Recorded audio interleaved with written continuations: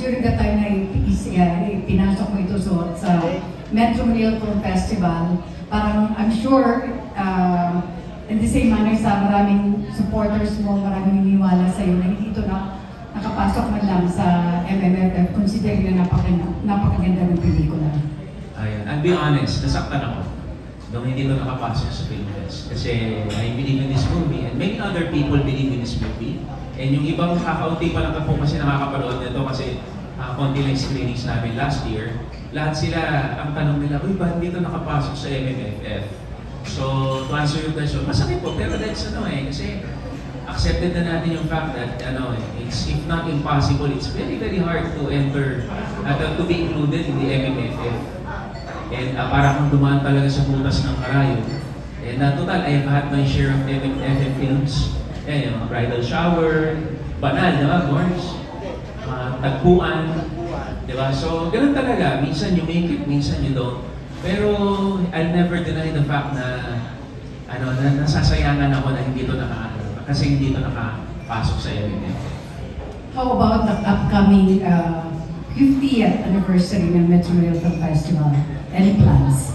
This year, we have no plans. I have no plans to join the MMFF kasi full focus na po ako sa public service. Okay, lastly, anong tatakbuhan mo sa darating na eleksyon? Siguro po, for now, there's nothing final yet until we file. Pero for now, my brother is doing a very, very good job as congressman. And aminin ko sa inyo, mas magaling siyang congressman kaysa sa akin.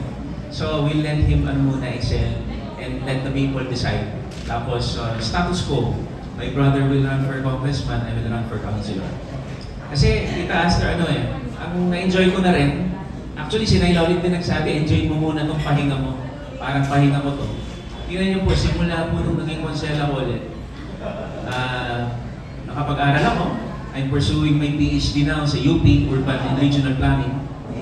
Tapos, nakapagtayo po ako ng mga negosyo. Pagkatapos, nabuntis ko yung misis ko. Nagkaanak kami, 4 na anak ko. Tapos marami akong time sa family ko.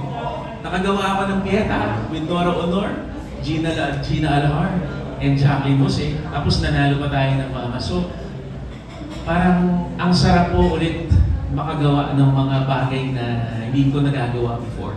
And napaka-productive naman itong time ko as councilor and I'm enjoying it. Congratulations, Fred. And of course, congratulations on your new baby. Thank you. Thank you, Tita Aster. So next po si Kuya Junardo. Ready ka na ba, Kuya Jun? Or may baka pa diyang presko na hinaharap? Oo. Junardo, then si Don Don, tapos si pasok po na natin sa vlogger, si Josh Mercado, si Jerry Lea. And Lea Santiago. And Janice naman. Hey, Kuya Jun? Ito na po, nagpaalam mo na ako naman, may tatanong ko. Pero hindi muna yun. Okay, go. Iba muna, kasakali muna. So, anong feeling mo na may ka-time ka? Manalo lang, masaya na ako. And honestly, that night, hindi ko talaga in-expect. Kasi napansin ko, nung gabi yun, lahat ng nominated nandun. Pero di ba pag awards night, pagka kung sino yung mananalo, sila lang nagpupunta. Usually. Oo, usually, di ba? Si Eddie siya. Sabi ko, lahat sabi ko, ba't lahat nandun? So, hindi ko na po talaga in-expect. Tapos sinabi ni Christopher De Leon, may tie, sabi ko, uy, 33.33% may chance ako kasi kinupit ko agad. 6 kami. So parang lumaki yung chance ko. And much more so, nung unang tinawag yung pangalan ko, nagulat po. Yung that time, bago po tawag yung pangalan ko, iniisip ko na kung ano yung kakaption ko sa Facebook, congratulating the winner para, di ba, para tanggap ko na. Pero yun nga, hanggat wala sa iya, baka may anything can happen. Nung tinawag si Piolo, anong naramdaman mo? I feel honored kasi si Piolo, Grand Slam Best Actor yun. Scoring naman, di ba? Ha? Grand Slam supporting. Okay. Well, anyway, perennial Best Actor naman siya. Tapos even in my talent center days, tinitingala naman talaga siya. So tinitingala ko siya as idol ko rin siya noon kasi magaling talaga na actor. I'm honored na kakalik ko siya. And to think, lahat ng mga nominees, mahuhusay lahat. So, ako parang, okay na ako just to be part of this list. Di ba? Si Alden Richards, ganda, ang galing. Di ba? Ding Dong, ang galing sa Rewind. Si Piolo, ang galing. Si Cedric Juan, saka si Ken Chan, ang galing nila. So, ako, I'm happy kasi yung simple at saka yung maliit naming pelikula, napansin. Kasi halos lahat yon, ano yun, film fest movies lahat. So kami lang yung indie yun.